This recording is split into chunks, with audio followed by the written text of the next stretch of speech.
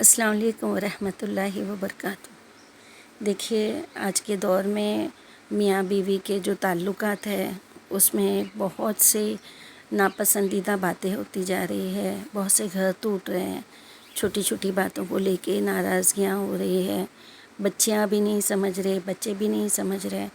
تو بہت ضرورت ہے آج کے دور میں دین حدیث کو لے کر، قرآن میں اللہ سبحانہ و تعالیٰ نے جو ہمیں فرمایا ہے، آپ صلی اللہ علیہ وسلم کی جو حدیثوں ہمیں پتہ چلتا ہے، تو بس اس طریقے پہ چلیں گے تو انشاءاللہ ہمارے گھر کبھی نہیں ٹوٹیں گے انشاءاللہ۔ اللہ سبحانہ و تعالیٰ سب بیٹیوں کو اپنے اپنے گھروں میں خوش رکھے، اللہ تعالیٰ سب کے بیٹوں کو اپنی بیویوں کے ساتھ خوش رکھے اور وہ اپنی بیویوں کو خوش رکھے، آمین۔ دیکھیے آپ صلی اللہ علیہ وسلم کی ایک حدیث ہے کہ نبی صلی اللہ علیہ وسلم نے فرمایا، عورت جب کہ وہ 5 وقت کی نماز پڑھے اور رمضان کے روزے رکھے اور اپنی شرمگاہ کی حفاظت کرے اور اپنے شوہر کی اطاعت کرے تو وہ جنت کے دروازوں میں سے جس دروازے سے چاہے داخل ہو۔ اللہ اکبر۔ دیکھیے دوسری حدیث ہے کہ نبی صلی اللہ علیہ وسلم سے پوچھا گیا کون سی بیوی سب سے بہتر ہے؟ آپ نے فرمایا وہ بیوی جو اپنے شوہر کو خوش رکھے جب کہ وہ اس کی طرف دیکھے، اطاعت کرے جب اسے حکم دے، اور اپنے مال کے بارے میں کوئی ایسا رویہ نہ اختیار کرے جو شوہر کو ناپسند ہو۔ دیکھیے اپنے مال سے مراد وہ مال ہے جو شوہر نے بیوی کو حوالے کیا ہوا ہے، تو اس میں جو بھی اپنے بچوں کے لیے، اپنے گھر میں اپنے شوہر کے لیے جو ہے اس میں اسراف نہ کریں اور اس کو کفایت سے چلائیں۔ اور دیکھیے اللہ سبحانہ و تعالیٰ نے عورتوں کے لیے بھی کتنی باتیں کہی ہیں کہ شوہر کو عورتوں کے ساتھ میں کس طرح رہنا چاہیے۔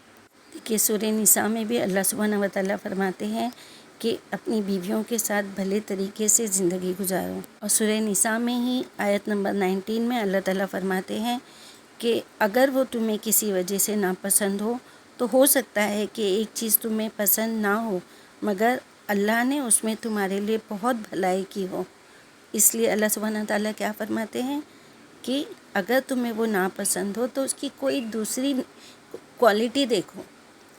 اگر ایک چیز اس کی اپنی بیوی کی آپ کو نہیں پسند ہے تو آپ اس کے اندر کوئی دوسری کوالٹی ڈھونڈو۔ دیکھیے کوئی انسان پرفیکٹ تو ہوتا نہیں، ہم خود ایک شوہر اگر چاہے گا کہ میری بیوی کے اندر ہزاروں کوالٹیز ہو، کوئی غلطی نہ ہو، تو پھر اس کے اندر بھی تو کچھ غلطیاں اور ساری کوالٹیز تو نہیں ہوگی نا، کچھ غلطیاں ہر انسان میں ہوتی ہیں۔ تو اگر کسی بیوی میں کچھ کمی ہے، یہ اللہ سبحانہ و تعالیٰ نے فرمایا ہے کہ اگر وہ تمہیں کسی وجہ سے ناپسند ہو تو ہو سکتا ہے کہ ایک چیز تمہیں پسند نہ ہو مگر اللہ سبحانہ و تعالیٰ نے اس میں تمہارے لیے بہت کچھ بھلائی رکھ دی ہو، ہے نا۔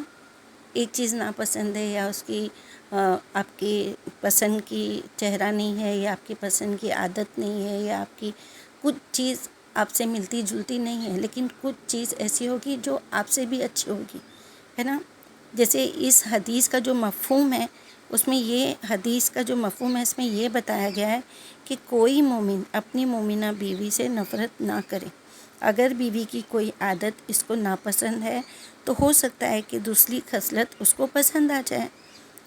دیکھیے حقیقت یہ ہے کہ ہر عورت میں، ہر خاتون میں، ہر انسان میں کسی نہ کسی پہلو سے کوئی کمزوری ضرور ہوگی، اور اگر شوہر کسی عیب کو دیکھتے ہیں تو اس کی طرف سے نگاہیں پھیر لیں، پھر دل برا کر لے، پھر خاندان میں پریشانیاں، ماں باپ پریشان، ہے نا۔ اگر اس بیچ بچے ہو گئے تو ماں باپ کے جھگڑوں سے بچے پریشان۔ تو ایک دوسرے کی کمیوں کو خود پورا کرو۔ اگر تم کو لگتا ہے کہ میری بیوی میں یہ چیز کی سمجھ نہیں ہے تو اسے سمجھاؤ اور کوشش کرو کہ وہ کمی آپ مل کے پوری کریں۔ اگر بیوی کو لگتا ہے کہ شوہر میں یہ چیز کی کمی ہے یا یہ چیز وہ صحیح ڈھنگ سے نہیں پیش کر پا رہا تو وہ اس کی مدد کریں۔ اگر ہم ایک دوسرے کو سمجھ کے لیں گے، انڈرسٹینڈنگ سے لیں گے تو ہمارے بچے بھی خوش رہیں گے نا۔ ہماری جنریشن آگے کیا بڑھے گی؟ یہ جو آج کا ماحول چل رہا ہے بہت ڈر لگ رہا ہے کہ تعلیم کی شروعات تو گھر سے ہی ہے نا. اب شوہر کہتے ہیں کہ بیوی کے اوپر پورے حقوق ہیں، بیوی کہتی ہے کہ میں گھر کا کروں، تو آپ تو بچوں کو دیکھتے ہی نہیں ہو، اور شوہر کہتا ہے کہ میں کماتا ہوں تو یہ تمہاری ذمہ داری ہے. پہلے کے زمانے میں ایسا ہوتا تھا کہ عورتیں جاب نہیں کرتی تھی، ہے نا، باہر نہیں جاتی تھی. اللہ سبحانہ و تعالیٰ نے عورتوں کو گھر کے لیے ہی بنایا کہ وہ گھر میں اچھے سے اپنا کام کرے، اپنی بچوں کی پرورش کرے، اپنے شوہر کی خدمت کرے. شوہر کا کام دیا تھا کہ وہ کمائے اور اپنے گھر کا خرچ پورا کرے. لیکن آج زمانہ تھوڑا بدل گیا ہے، تو پھر دونوں جاب پہ جا رہے ہیں، تو ایک دوسرے انڈرسٹینڈنگ سے لو نا. اللہ سبحانہ و تعالیٰ اس میں بھی برکت دے گا انشاءاللہ تعالیٰ. اور دیکھیے یہ جو آیت اللہ تعالیٰ نے فرمائی ہے، اس سے یہ بھی ثابت ہوتا ہے کہ اگر کوئی چیز اس کے شوہر کو پسند نہیں ہے، جیسے عورت کی دوسری کوالٹی سے اس کے کتنے فائدے اس شوہر کو پہنچ سکتے ہیں. جیسے مثال کے طور پر کہ عورت میں دین، ایمان، سیرت، اخلاق ایسی کوئی خوبیاں ہوں گی جن کی وجہ سے پورے خاندان کے لیے وہ رحمت کا باعث ہوں گی، ہے نا. اگر دیندار بیوی ہے، اپنے گھر کو ایمان سے، اللہ کی راہ پہ، اللہ کے راستے سے، اللہ کی سنت سے لے کے پردے میں رہ کے چل رہی ہے، ہو سکتا ہے کہ اللہ تعالیٰ اس کی نیکیوں سے اس گھر میں برکت دے، اللہ کی رحمت وہاں پہ آئے، ہے نا، اور وہ اپنے گھر کو فائدہ پہنچائے. اور رہتی زندگی تک یہ جو رہتا ہے نا کہ ماں باپ کے حق میں صدقہ جاریہ رہے، ہے نا. یہ ساری باتیں اگر ہم سمجھیں کہ اگر شوہر کبھی ایسا ہے کہ دین سے تھوڑا دور ہے، وہ اگر دیندار بیوی آتی ہے تو وہ اگر اپنے شوہر کو دین کی طرف لے کے جاتی ہے تو اس کو جنت کے قریب لے کر جاتی ہے نا. جنت کے قریب لے کے جانے میں اس کی مددگار بنتی ہے نا. تو ہر حال میں اس کی قسمت سے دنیا میں اللہ تعالیٰ آپ کو کچھ اور چیزوں سے نوازے گا. تو چھوٹی چھوٹی باتوں سے اپنے دل کو برا نہ کریں، اور چھوٹی چھوٹی باتوں سے لڑکیاں اپنی زندگی کو خراب نہ کریں. اور آپ صلی اللہ علیہ وسلم نے عورتوں کے لیے بہت بہت حکم دیا ہے لوگوں کے ساتھ کہ ان کے ساتھ نرمی سے پیش آؤ، ان سے محبت سے پیش آؤ، ان کی حفاظت کرو. دیکھیے صدقہ، اس کے بارے میں بھی آپ صلی اللہ علیہ وسلم نے کہا ہے کہ اگر تم اپنی زندگی کو خوشگوار بنانا چاہتے ہو، بلکہ مومن آخرت میں بھی اجر و انعام کا مستحق بنتا ہے. انہوں نے کہا تھا کہ ایک دینار تو وہ ہے جو تم نے اللہ کی راہ میں خرچ کیا، ایک دینار وہ ہے جو تم نے کسی غلام کو آزاد کرانے میں صرف کیا، ایک دینار وہ ہے جو تم نے کسی فقیر کو صدقے میں دے دیا، اور ایک دینار وہ ہے جو تم نے اپنے گھر والوں پر صرف کیا. ان میں سب سے زیادہ اجر و ثواب اس دینار کے خرچ کرنے کا ہے جو تم نے اپنے گھر والوں پر صرف کیا. اللہ اکبر. دیکھیے اس کا مطلب یہ نہیں ہے کہ میں باہر جاتا ہوں، میں اتنا کماتا ہوں، میں تمہارے لیے خرچ کرتا ہوں. مطلب ایک آدمی لوگ اگر بیوی پہ، بچوں پہ یا ماں باپ پہ خرچ کرتے ہیں تو پھر اس کے لیے بہت احسان بھی جتاتے ہیں. تو اس میں احسان کی بھی کوئی بات نہیں، اللہ اجر دے رہا ہے نا، اللہ سبحانہ تعالیٰ اجر دے رہا ہے نا. دیکھیے اور ایک حدیث ہے جس میں آپ صلی اللہ علیہ وسلم نے عورتوں کو ناشکری کرنے سے منع کیا. وہ حدیث ہے کہ حضرت اسماء رضی اللہ تعالیٰ عنہ بنت یزید فرماتی ہیں، میں اپنی کچھ ہم عمر لڑکیوں کے ساتھ بیٹھی تھی کہ ہمارے پاس آپ صلی اللہ علیہ وسلم گزرے، تو آپ صلی اللہ علیہ وسلم نے ہمیں سلام کیا اور فرمایا تم اچھا سلوک کرنے والے شوہروں کی ناشکری سے بچو.